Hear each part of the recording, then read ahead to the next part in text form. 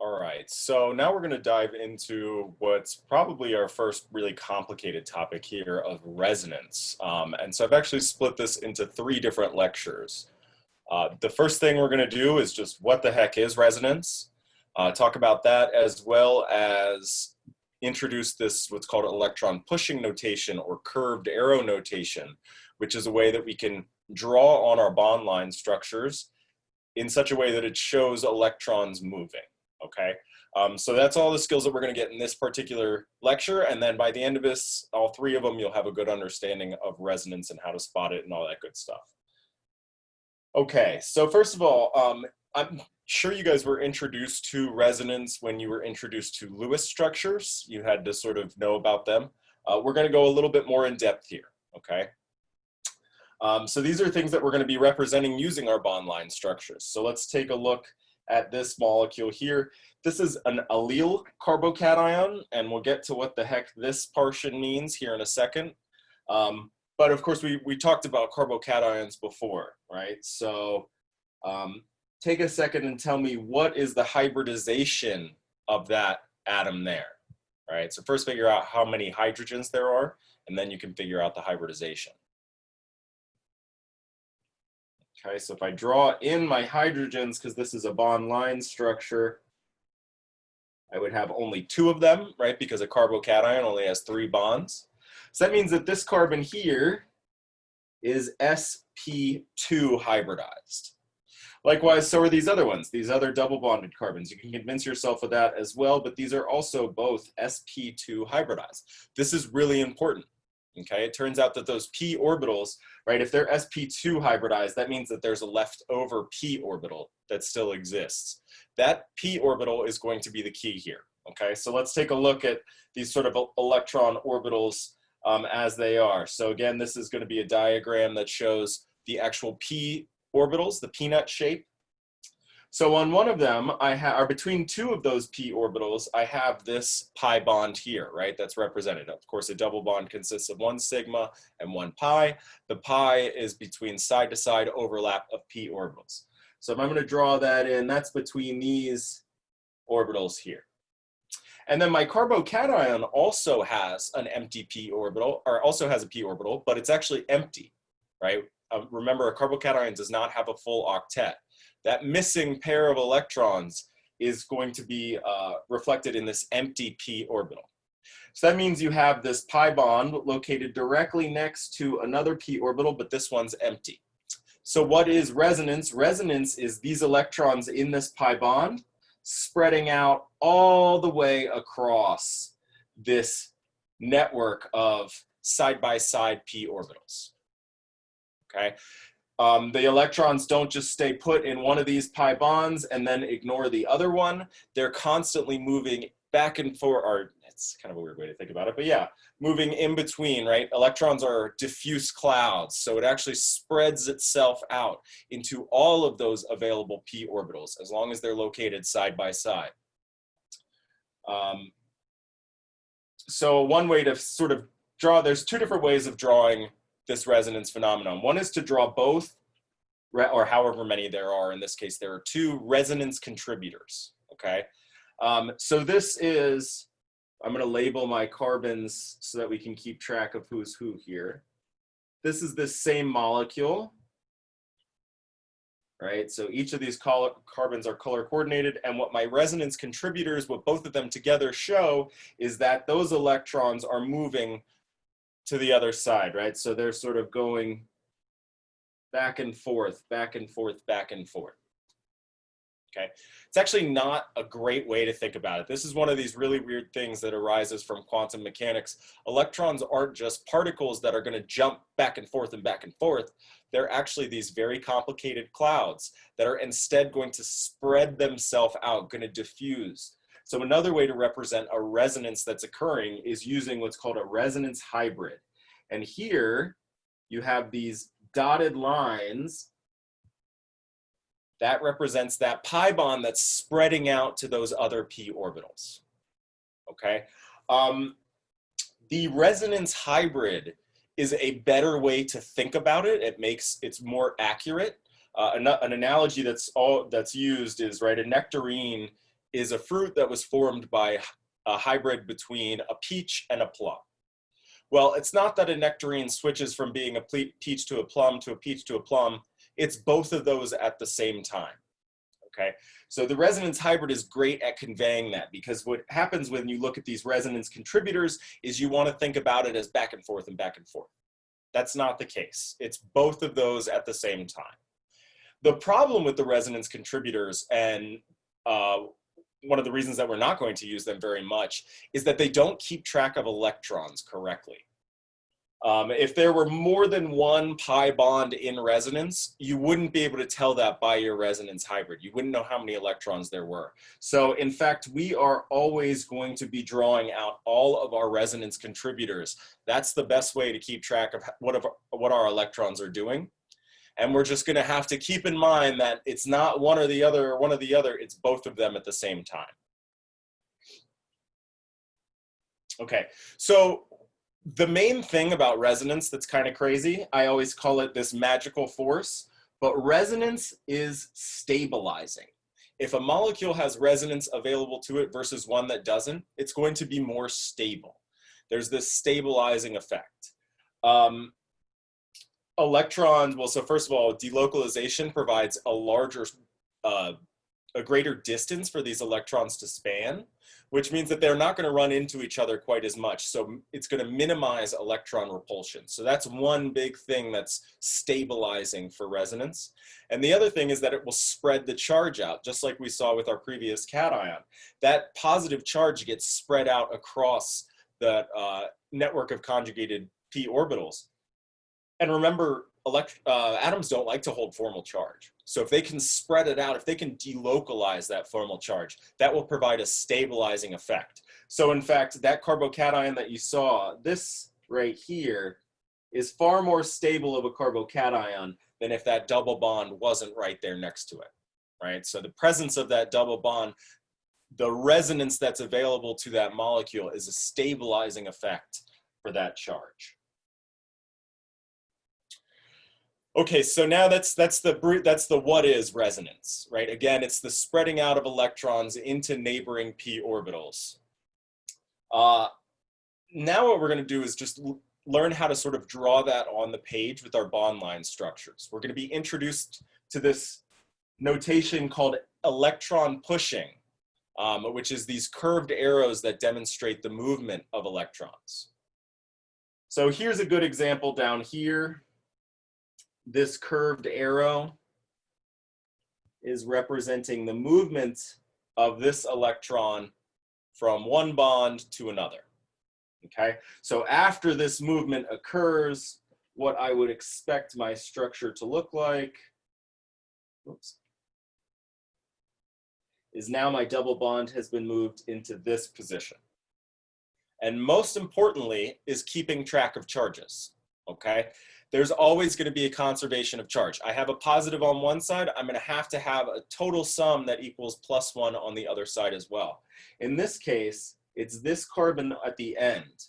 Notice how on this portion here, this carbon had that bond associated with it. Well, those electrons got pulled out from under that carbon atom, so it no longer has those associated with it. So now it holds that positive charge. Make sure to account for conservation of charges. Some important features of these arrows. The base of the arrow is always going to be located on a pair of electrons, right? So either a lone pair or a bond is going to be at the base of your arrow, because that's what these arrows are showing, the movement of electrons. Your book actually does it a teeny bit different than what I was taught. I was taught that the arrow, the head of the arrow, has to be the atom where the new bond is formed. So mine would have looked something like that. Oh, that's not what I wanted to do. So I would have done something like this. Oops, it's too fat. Showed where that new bond was formed. Your book does it where it just points to the location of where the new bond's going to be. So either one will work for me. When it comes to quizzes and exams, you will see me sort of make sure to put the head of the arrow at an atom where that new bond is being formed. right? And that's really what's being represented here. Let me make it a little bit cleaner. That's what really is being represented here, is the breaking of one bond, right? So this bond right here is getting broken, where the tail of my arrow is, and a new bond is being formed. That's this guy over here on my after drawing. And then if I wanted to draw the other direction just for practice here, right? So that would mean base of the arrow at that pair, head of the arrow at that atom where that new bond's being formed, and that would be going the other direction. Okay, so this is this arrow pushing notation. This is going to be the first place that we see it is with regard to resonance, but this is also how we're going to describe chemical reactions that occur, right? Chemical reactions are making and breaking of bonds. So we're going to be using this arrow pushing notation a lot. We're specifically focusing on resonance first in order to introduce you to this notation. So now let's talk about rules that are allowed and not allowed for our curved arrows when we're talking about resonance. And again, this is specifically talking about resonance. Resonance will not involve breaking of single bonds. So if we look here at what this curved arrow notation is saying, the base of the arrow is at this pair of electrons and it's moving over to this new location. Well, that means that this bond right here is breaking. Right, so this would be my result on this side here if I actually carried out, did what this drawing is saying. Resonance will never involve the breaking of single bonds. It has everything to do with p orbitals and pi bonds. It's never going to involve the breaking of a sigma bond, okay? So if you're breaking a single bond and you're talking about resonance, you're doing it wrong. There will be times when we break single bonds, when we do chemical reactions, but not here, not for resonance. Okay, and what we're going to work on is being able to spot illegal moves for illegal sort of curved arrow moves for our resonance. Yeah, the other thing that's important, right, is that the resonance requires overlapping p orbitals.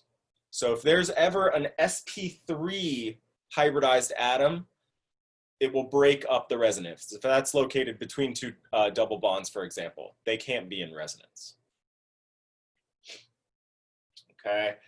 Rule 2 that you should never do is to exceed the octet for any second row elements, right? So organic chemistry, carbon, nitrogen, oxygen are the big players here. They're never going to have more than 8 electrons in their octet. So these are all examples that would be illegal moves for resonance. So because of this one, if we were to actually follow what this curved arrow notation is telling us,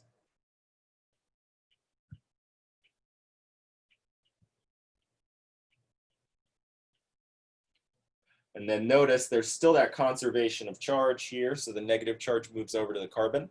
But my carbon now has 5 bonds. Not going to happen, right? So these are all examples of illegal moves that violate this principle that second row elements never have more than 8 electrons in their valence shell.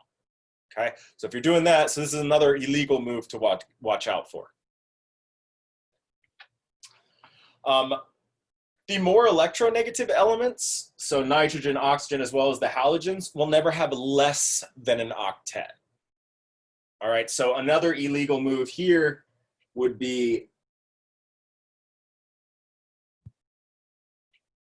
as follows.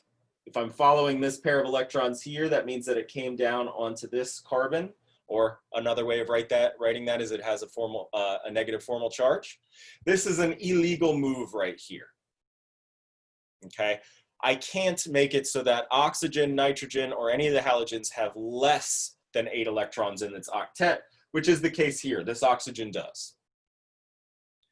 If it's carbon, so the other way around actually will occur sometimes, okay? This is a legal move where you pull, where the carbon is left without an octet. Oxygen, notice, still has an octet. Carbon doesn't. It's a carbocation, so it only has 3 bonds and no lone pairs. The other thing I want to point out about this move here is it's still got that conservation of charge. What's the total charge on the left-hand side here, right? I got a 0. Well, what about the right-hand side? Yes, I have a formal charge on my oxygen of -1, but I also have a formal charge on my carbon of +1, which totals a charge of 0, right? So again, conservation of charges will work out. It's an easy way to check to make sure you've done everything correctly, is to make sure you have the same charge on either side of your equilibria arrow.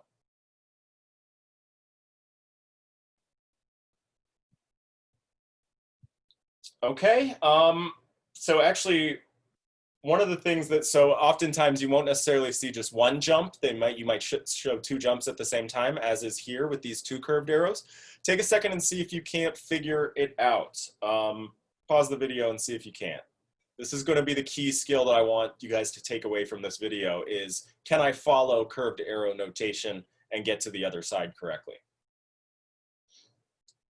All right, so I'm going to break this up into two just for the purposes of illustrating.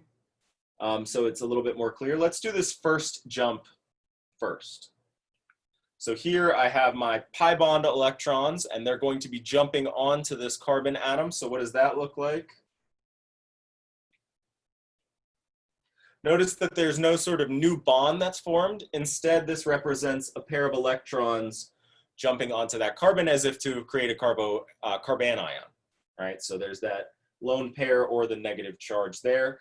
And of course, conservation of charges. That means that this carbon here is left with a positive charge.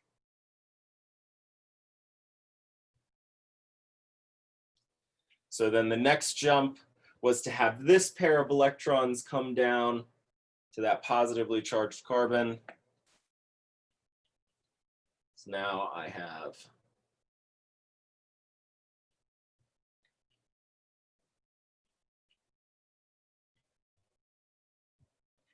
my oxygen now has 3 bonds and 1 lone pair, right? This second step indicated the formation of a new bond using that lone pair electrons that were on that oxygen. And the patterns that we talked about last time in the formal charges video, right? So if oxygen has 3 bonds and 1 lone pair, it should have a formal charge of +1. And then of course, you can double check everything should make sense in terms of conservation of charges as well. And these are 2 moves. They don't actually violate any of our proposed rules though, so we're all good. So even though it's a little bit weird, I mean, truthfully, we'll see here at the end, it's not like this is the most stable species in the world. It probably isn't that much of a contributor, but nonetheless, again, just the availability of these resonance structures do a big thing in terms of stability. All right, so make sure you got those skills down, spotting illegal moves and spotting proper flow of arrows, and then you can jump on to the next step here.